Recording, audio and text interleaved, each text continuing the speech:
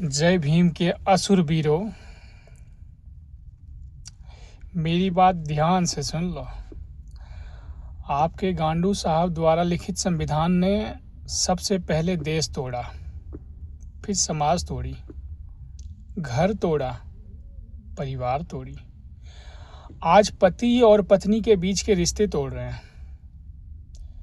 माँ बाप रहते बच्चे अनाथ हो रहे हैं। पहले एक की कमाई से घर चलता था, आज दो की कमाई से घर चल रहा है और बच्चे माँ बाप रहते अनाथ होते जा रहे हैं। सालों, कभी विचार तो करके देखो, क्या इन बच्चों का बचपना कभी दोबारा लौट के आएगा? माँ बाप दोनों कमाएंगे तो फिर बच्चों को दुलार प्यार कौन करेगा, लाड प्यार कौन करेगा? नालायकों, किसने क्या किया नहीं किया वो तो बाद में देखो, पहले ज़मीनी स्तर की तो बात देख। तीसरी बात, अगर आम पब्लिक को सुरक्षा मिलेगा तो राजनेताओं को सुरक्षा की क्या आवश्यकता होगी? अगर सिस्टम भेदभाव मुक्त होगा तो जाति में भेदभाव से मुक्त करने की क्यों आवश्यकता पड़ेगी?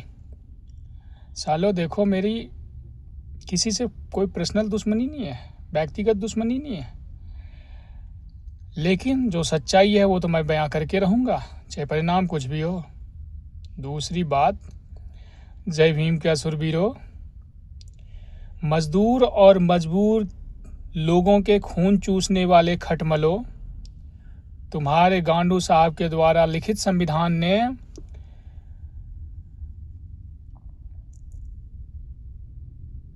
रोड, नाला, माहौल तीनों गंदा कर रखा है। यकीन नहीं होता? खुद देख लो। क्योंकि कहते हैं प्रत्यक्ष को प्रमाण की आवश्यकता नहीं होती, हम तो प्रत्यक्ष दिखा रहे हैं।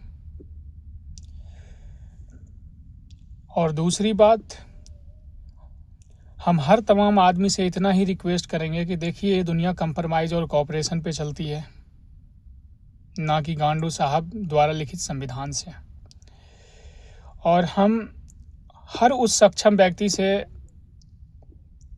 उम्मीद करेंगे, आशा करेंगे कि हर मजदूर और मजबूर आदमी का आप सहयोग करें, क्योंकि उनके लिए आपके और हमारे सिवा संविधान नहीं आ सकता।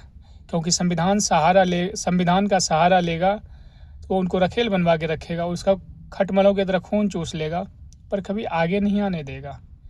इसलिए वो हमारे भाई हैं, हमारे बीच के लोग हैं। ये हमारी जिम्मेदारी है कि उनको किसी प्रकार की तकलीफ़ ना हो, हम लोग उनकी छत्र छाया बन के चलें। क्योंकि ये दोष किसी नेता या राजनेता के बाप का जागीर नहीं है, ये देश आम आदमी का है, आम नागरिक का है। इसकी हिफाजत करना, इसको आगे बढ़ाना, ये हम सब की जिम्मेदारी है। हम किसी नेता, राजनेता का दोष नहीं दे सकते, क्योंकि शुरुआत हम लोगों से है और आबाद भी हम लोगों से है। हम तो यही चाहेंगे कि जिस प्रकार सिस्टम, संविधान और संचालक ने आम आदमी को रखेल बनवा दिया है, इन द सेम वे हम चाहते हैं कि आम आदमी इन सब को रखेल बनवा दे। आज नहीं तो बाद में ही सही, पर हर एक आम आदमी से हम इतना ही रिक्वेस्ट करते हैं कि आप मेरी बातों को हर एक आम नागरिक तक पहुंचा दीजिए, ताकि वो आने वाले टाइम में सिस्टम, संविधान और संचालक को रखेल बनवा दे। क्योंकि हम नहीं चाहते कि जैसे ये रखेल बने हुए हैं, ये इस तरह का रखेल बना रहे आगे। बाकी आप लोग खुद समझदार हैं। हम ये नहीं कहते कि हम जो कह रहे हैं वही सत्य है, पर हम जो कह रहे हैं वो प्रैक्टिकल लाइफ की बात है। एक बार विचार कीजिए और अपने हक के लिए प्लस भारत के भविष्य के लिए कदम बढ़ाइए।